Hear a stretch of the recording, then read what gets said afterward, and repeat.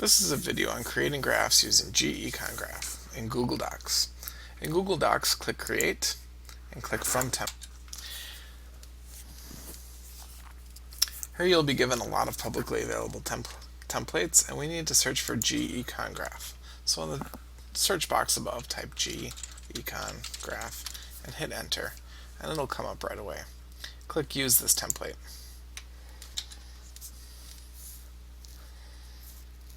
In our template, we have a graph area set up for us. We have the title, which we can change. We have the horizontal and vertical axes labels there that we can change. There's a text box below for us to type up a narrative explaining what's going on in the graph. And to the right and to the left, we have a number of tools that are commonly in economics graphs. The first thing we're going to do is change the name of the document. Our document was creatively called Copy of gecongraph Template. We're going to talk about Market for Oranges. So let's change the name of this by double-clicking on it and calling this the Market for Oranges. Now we can mess around with our graph. Let's change the title also to Market for Oranges. To change any text on your graph, all you need to do is double click on it and type the text you want. Again, I'm going to call this Market for Oranges. Alright, we're going to draw the supply and demand graph for oranges. The label for the vertical axis is the price of oranges, and the label for the horizontal axis is the quantity of oranges. Again, to change these labels, you just need to double click on the text and type it to what you want. Alright, the demand curve is a downward sloping line illustrating the quantities of oranges consumers are willing and able to buy at given levels of prices. As the price goes down, people want to buy more, so it's downward sloping. We're also going to draw the supply of oranges, which is an upward sloping line. What that means is as the price goes up, producers are willing and able to produce more oranges, and so there's an upward sloping line. If I want to draw both an upward sloping and a downward sloping line at the same time, I have this tool that looks like an X. I'm going to pick the green one.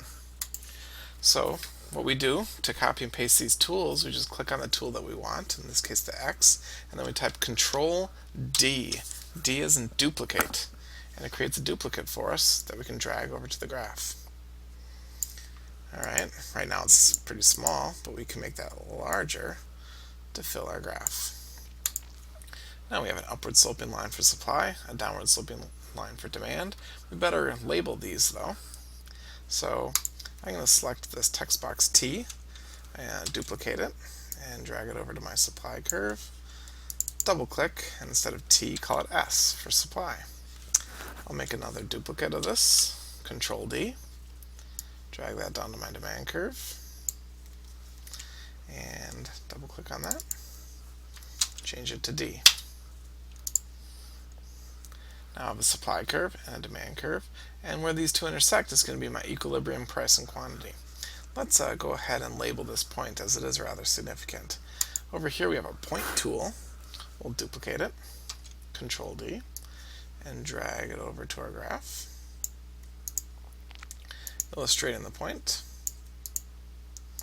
Then we can make it bigger so that our dotted lines go to the axes. And then we'll label these quantities and these prices. So again, we'll copy and paste this text letter T, duplicate, drag it over here. So this point, whatever this number happens to be, is our price. We'll call that P. Duplicate that, drag the duplicate down to our quantity, and we'll label this Q. And so now we've also labeled the equilibrium, price and quantity, in this market for oranges. Let's change our narrative to describe what's going on in this graph, and we'll just call this is an equilibrium.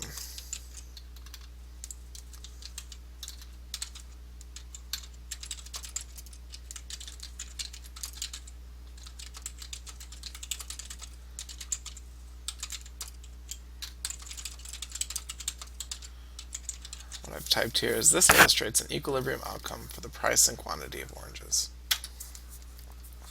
To save the graph, let's go to File, download as JPEG. And we can save this. The file suggestion is the market for oranges. That's okay with me. I'll click save.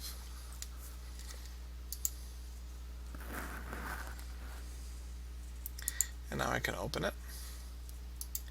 And I have here a JPEG file illustrating the market for oranges, and I can embed this file into a Word document or any other document.